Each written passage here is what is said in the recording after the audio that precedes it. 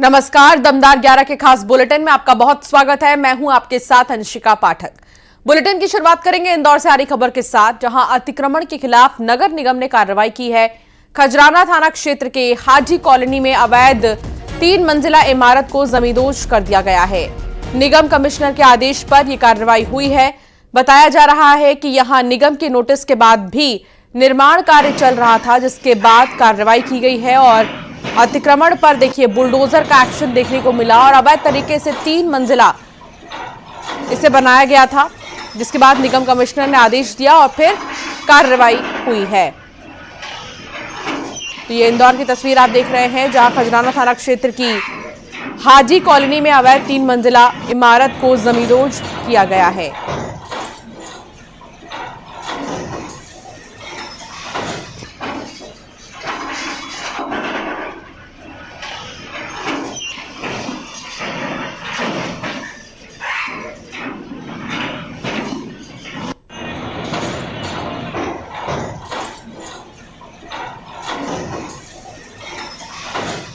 तो एक्सक्लूसिव तस्वीर आपको दिखा रहे हैं इंदौर से। निगम कमिश्नर ने आदेश दिया, जिसके बाद जांच पड़ताल के बाद ये कार्रवाई की जा रही है और अवैध तरीके से बनाए गए 3 मंजिला इमारत को जमींदोज किया जा रहा है।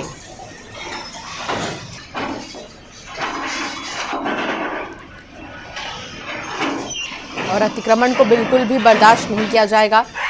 ये साफ और सख्त संदेश पहले ही दे दिया गया। जहां जहां पर अतिक्रमण पाया जा रहा है, वहां वहां पर कार्रवाई की जा रही है। इंदौर में भी कुछ इसी तरह कार्रवाई हुई।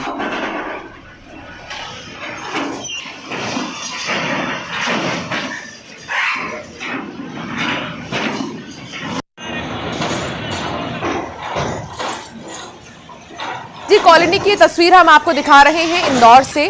अतिक्रमण पर बुलडोजर का एक्शन लिया गया और आप देख सकते हैं कि जेसीबी मशीनें यहां पर तैनात कर दी गई ध्वस्त करने के लिए इस 3 मंजिला इमारत को।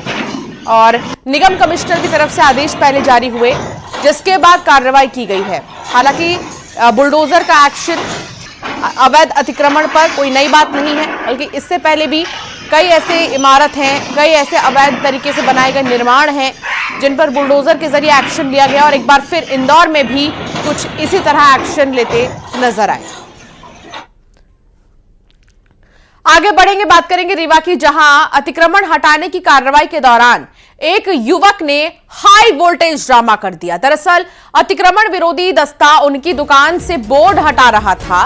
कार्रवाई का विरोध करते हुए युवक जेसीबी के सामने हंगामा करने लगा।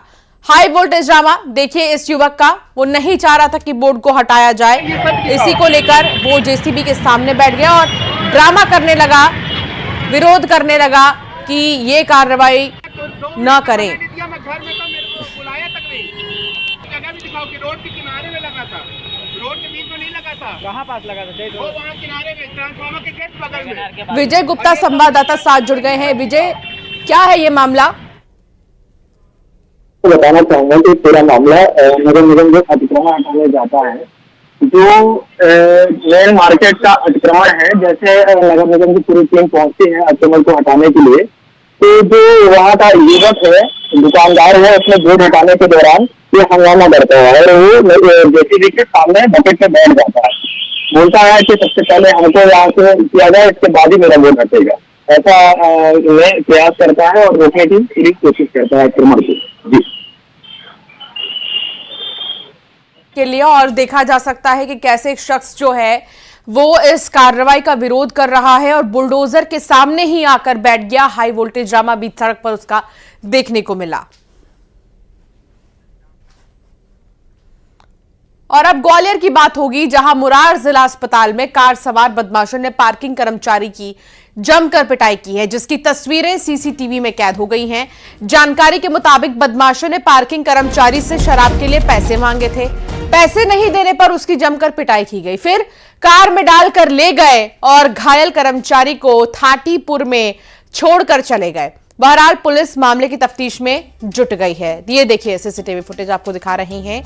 अस्पताल में कार सवार बदमाशों ने पार्किंग कर्मचारी की जमकर पिटाई की और बदमाशों ने पार्किंग कर्मचारी से शराब के लिए पैसे मांगे थे। जब पैसा नहीं दे पाया कर्मचारी तो उसकी पिटाई की गई, फिर कार में ही उसे डालकर ले गए। घायल कर्मचारी को थाटीपुर में, यानी कि कुछ थोड़ी ही दूर बाद उसे छोड़कर वहां पर चले गए। बहरहाल पुलिस तफ्तीश में जुटी है।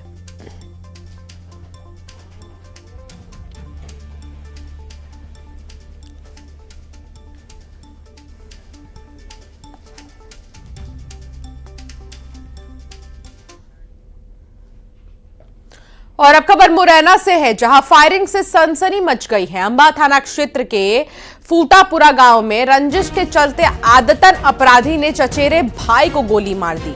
सीने में गोली लगने से युवक गंभीर रूप से घायल हो गया और जिला अस्पताल में उसे ग्वालियर रेफर किया गया। गोली मारने का आरोपी फरार हो गया है और पुलिस उसकी तफ्तीश में जुटी है।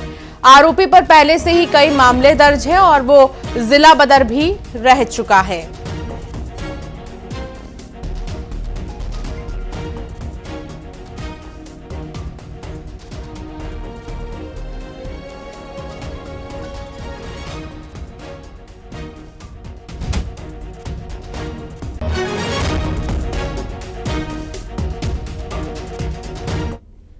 और अब बात होगी भोपाल के रविंद्र भवन की पार्किंग में नाबालिग के साथ हुए रेप की वारदात की।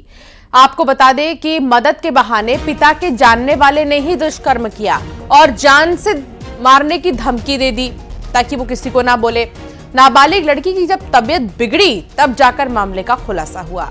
पीड़ित परिजनों का आरोप है कि श्यामला हिल्स पुलिस ने 9 घंटे तक बैठाया, लेकिन उसके बाद उन्हें वहां से भगा दिया। शिकायत तक नहीं दर्ज की गई। अब वो परेशान होकर मऊगंज पहुंचे। मऊगंज में शिकायत दर्ज हुई है। ये भी बता दें कि पीड़ित परिवार मऊगंज का ही रहने वाला है और लोक रंग उत्सव में दुकान लगाने के लिए आया था।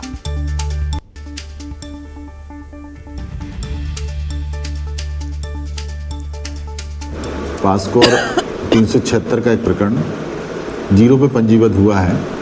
आरोपी बाहर का है, शीघ्रता से उसकी गिरफ्तारी सुनिश्चित की जाएगी। राजधानी भोपाल के रविंद्र भवन में एक नाबालिग के साथ दुष्कर्म का मामला सामने आया है। लोकरंग महोत्सव के दौरान बच्ची के साथ दुष्कृत्य की घटना को अंजाम दिया गया और जब बच्ची अपने परिवार के साथ भोपाल के स्थानीय थाने में एफआईआर दर्ज कराने पहुंची तो वहां पर उसकी एफआईआर भी नहीं लिखी गई। ऐसी जो जानकारी है वो सामने आ रही है और इससे भोपाल पुलिस का असंवेदनशील चेहरा जो है वो उजागर होता है। अगर आप देखें इस पूरे मामले में तो लगातार पुलिस एक तरफ दावा करती है कि कानून व्यवस्था को मजबूत किया जा रहा है, पुलिस संवेदनशील रवैया अपना रही है, लेकिन दूसरी तरफ इस तरीके के मामले भी सामने आ रहे हैं जो काफी हैरान कर देने वाले हैं।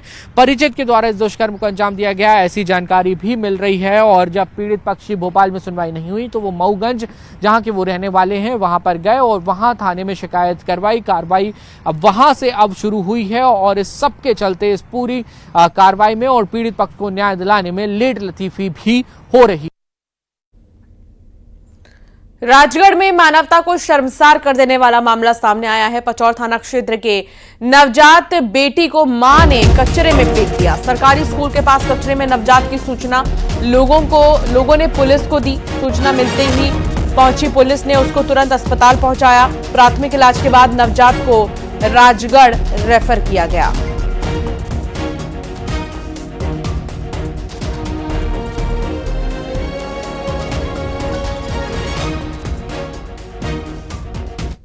जैसे कि हम लोगों को सूचना मिली एक अज्ञात नवजात शिशु को पचौर अस्पताल के लिए पुलिस लेकर आ रही है, जो कि पचौर थाने से टीआई साहब ने हम लोग को सूचना दी थी इस बारे में।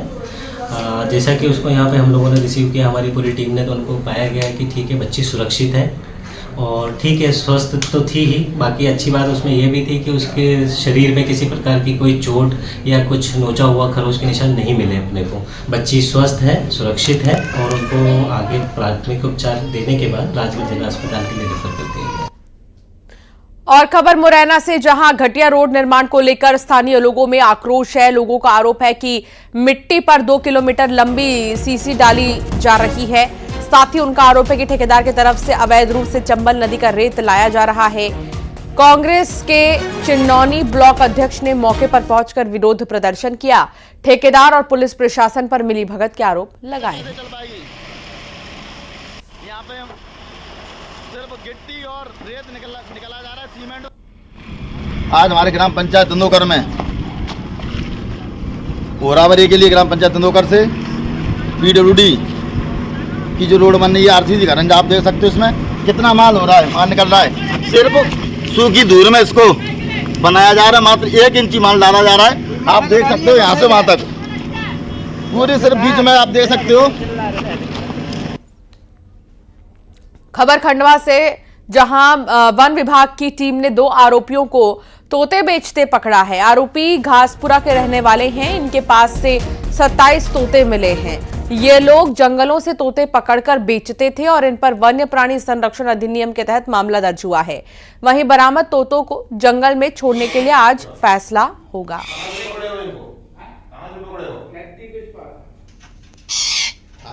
बनेगा भाई पत्रकार। वो बोलने वाले क्या कहाँ से उठाए? ये तुम्हारा साथी क्या है, किस काम के लिए आता है ये वाला? बुरहानपुर में आदिवासी कलाकारों ने इतिहास बना दिया है। कलाकारों ने लगातार 24 घंटे तक आदिवासी नृत्य कर world book of record London में अपना नाम दर्ज कराया है। नेपा नगर जागृति कला केंद्र की टीम के 22 कलाकारों ने लगातार 24 घंटे तक नृत्य किया है और वर्ल्ड रिकॉर्ड तोड़ दिया है। नृत्य को world book of record London की टीम लाइव देखती रही और रिकॉर्ड बनने के बाद विधायक अर्चना चिटनिस और कलेक्टर ने टीम को प्रमाण पत्र देकर सम्मानित किया। तो 24 घंटे लगातार नृत्य करते हुए आप देखिए इन तमाम कलाकारों को, जिन्होंने एक नया रिकॉर्ड बनाया है।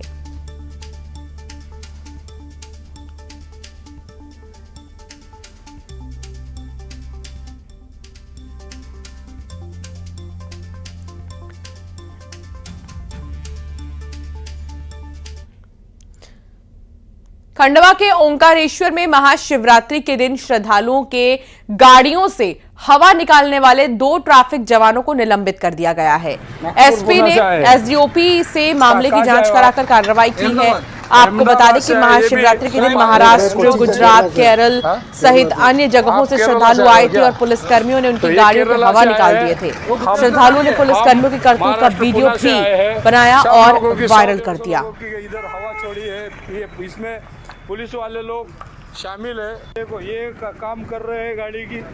वीडियो सोशल मीडिया पे वायरल हुआ था, जिसमें ये आक्षेप लगाए गए थे कि ओंकारेश्वर में 23 फरवरी को कुछ गाड़ियों की हवा निकाल दी गई। इस संबंध में प्राथमिक जांच एसडीओपी मोदी से कराई गई और यह पाया गया कि ट्रैफिक के कुछ कर्मचारी वहां पर ड्यूटी पे थे, जिनके द्वारा यह उपेक्षा पूर्ण कार्रवाई की गई थी, जिसके कारण यह स्थिति निर्मित हुई।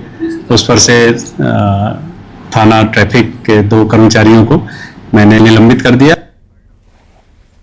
मुख्यमंत्री डॉक्टर मोहन यादव रविवार को सतना दौरे पर थे और इस दौरान मुख्यमंत्री ने सड़क हादसे का शिकार हुए हैदराबाद निवासी महाकुंभ श्रद्धालुओं को एयर एम्बुलेंस की सुविधा उपलब्ध कराई। बता दें कि हैदराबाद से परिवार प्रयागराज महाकुंभ में स्नान करने आया था। वापस लौटते समय सतना में उनका एक्सीडेंट हो गया था। कार में 4 लोग सवार थे, जिसमें से एक को गंभीर चोट आई है, जिसका सतना के एक निजी हॉस्पिटल में इलाज चल रहा है। बाकी 3 को मामूली चोट आई थी। उन्हें अपने परिजन को एयर एम्बुलेंस से हैदराबाद ले जाना था। तो वहीं फैसले से एमपी से लेकर हैदराबाद मुख्यमंत्री डॉक्टर मोहन यादव की जमकर तारीफ की जा रही है। तो एमपी से लेकर हैदराबाद तक मुख्यमंत्री डॉक्टर मोहन यादव की जमकर तारीफ हो रही है। जिस तरह उन्होंने श्रद्धालुओं की मदद की, अब वो चर्चा का विषय है।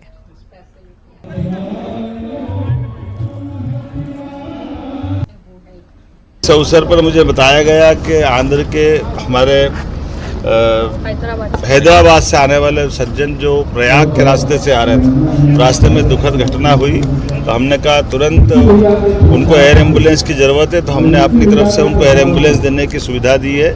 मेरा प्रयास है कि हमारे राज्य के लोग तो सुरक्षित रहे ही, लेकिन देशवासी भी अगर कोई कष्ट में है तो यशस्वी प्रधानमंत्री के नेतृत्व में हमारी सभी राज्य सरकारें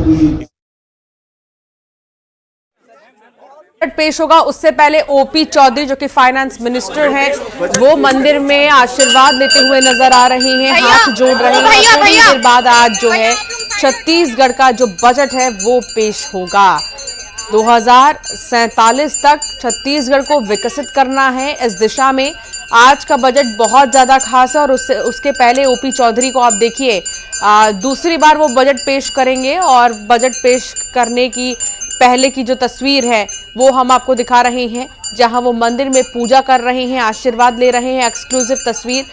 सबसे पहले मंदिर में पूजा अर्चना, भगवान का आशीर्वाद लिया जाएगा। आज बहुत अहम दिन है, खास दिन है।